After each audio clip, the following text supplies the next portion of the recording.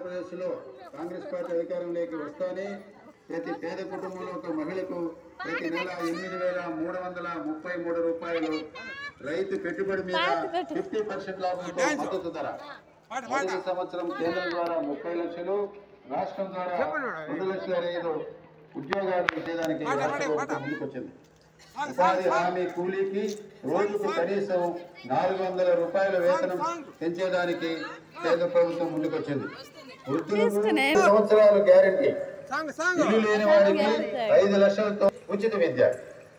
ఈ పథకాలని అమలు చేయుటకు మా కాంగ్రెస్ పార్టీ ముందుకొచ్చిందని తెలియజేస్తున్నాం. ప్రతి అన్నకు, ప్రతి తమ్ముడికి, ప్రతి అక్కకు, ప్రతి చెల్లి మీ రాజశేఖర రెడ్డి బిడ్డ శిరస్సు వచ్చి చేతులు జోడించి పూర్తిగా కృతజ్ఞతలు చెప్పుతూ జోహార్ వైఎస్ఆర్, జోహార్ వైఎస్ఆర్. రాహుల్ గాంధీ గారి నాయకత్వం, వర్ధిల్లాలి, వర్ధిల్లాలి, వర్ధిల్లాలి.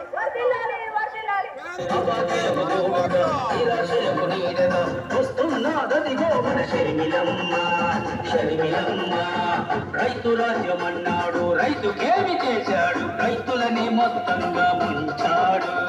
2000కే ఓటు అమ్ముకుంటే అక్క అన్న చెల్లి తమ్ముడు 2000కే ఓటు అమ్ముకుంటే